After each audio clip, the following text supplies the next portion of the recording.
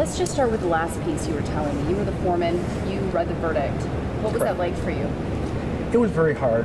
I knew I had someone's life in my hands, but I also knew that a life was taken because of that person, and I felt justice needed to be served. What were you saying about the eyes? Everyone that identified Mr. VanCallis said they remember him by his eyes, and I wanted to look him right straight in the face, and I wanted to see his reaction, and I wanted him to see my eyes, the eyes that was telling him he was guilty of this crime. How did you feel he reacted?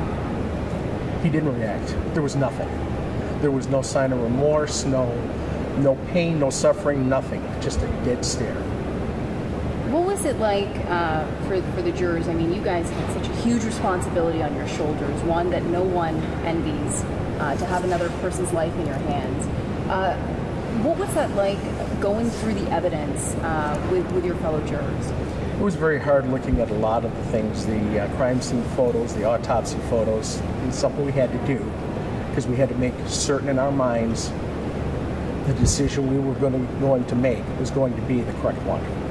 A lot's been made on the fact that there was no DNA. There was no physical evidence linking him to the crime. What are your thoughts on that?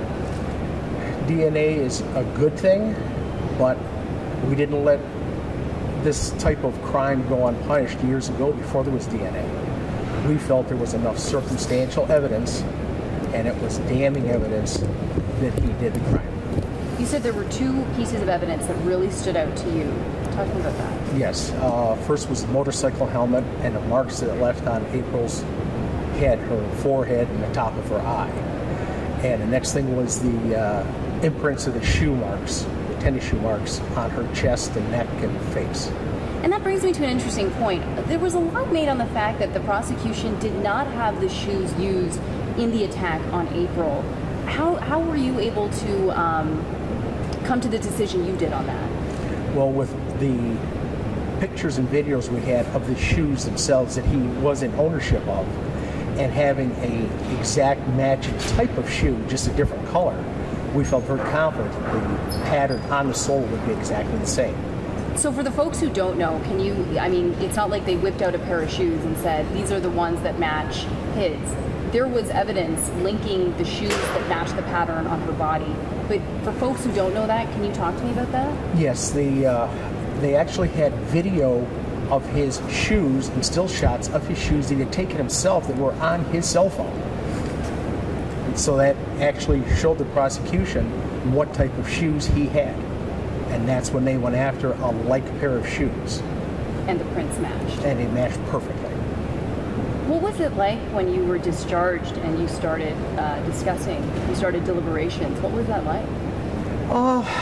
A little mind-numbing to all of us because we knew that the decision we were going to make was going to either turn someone loose that did a crime or put someone in jail that didn't commit a crime. That's why we had to weigh the evidence very, very heavily and make sure we were correct. And when it came to every juror voting, what was that like? When we went around and we did our vote, we got guilties 12 times around on the first vote on all 4 counts. There was no outstanding, no one that was waffling or waving a little bit. We were perfectly matched all the way through. When you were sitting in the jury box and you're watching everything going and you're unbiased, you're just listening to the evidence, when you would look and see VanCallis, what went through your mind, if anything? A very cold, cold person. Showed no signs of emotion at any time. The only emotion we've seen was the day he was trying on the motorcycle helmet and he hollered at the judge.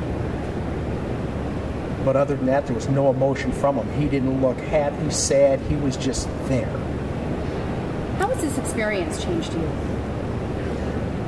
Wow. Sleepless nights. Remembering the crime scene photos, the autopsy photos, but thinking that a young life before its prime was snuffed out. And that is very bothersome to me. There was other evidence that you talked about, the fitness app. Was that a big determinant in sort of setting a timeline, if you will? Yes, the timeline on the sports tracker app matched exactly the times when the surveillance camera picked him up driving through a subdivision. And we knew that the person on that motorcycle that was on the surveillance tape had her phone, because that's where the app tracker put it at, and it was a perfect match of time. You know, we see movies and TV shows about what it's like to be a juror in deliberations. 12 Angry Men comes to mind. Is any of that real, or is what you guys did just not like what we think or imagine?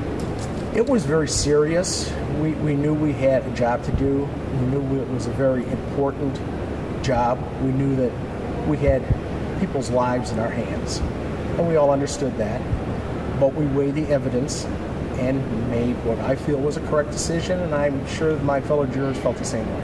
When the verdict was read, I was watching a live stream, and I saw, for a brief moment before the judge stopped everyone, there was loud clapping and cheering. What was that like for you when that verdict was finally read? Actually, in the heat of the moment, I didn't even hear the clapping and the cheering. I didn't even realize it until I watched it on the news afterwards. You were that focused? Yes. Is there anything you want to add? Is there anything you want us to know?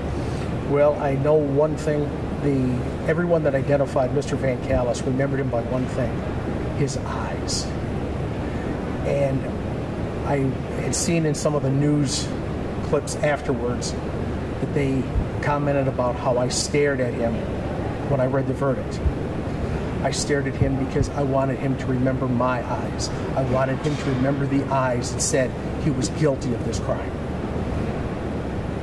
I can sense your passion. Yes. You took it personally. Yes, I did. Why? It's a human life.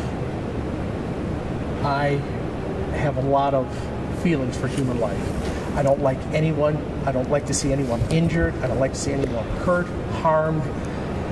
Even car accidents bother me when I see someone's hurt. I value human life. Thank you very much for speaking with us. I really Stay right appreciate there it. for a minute.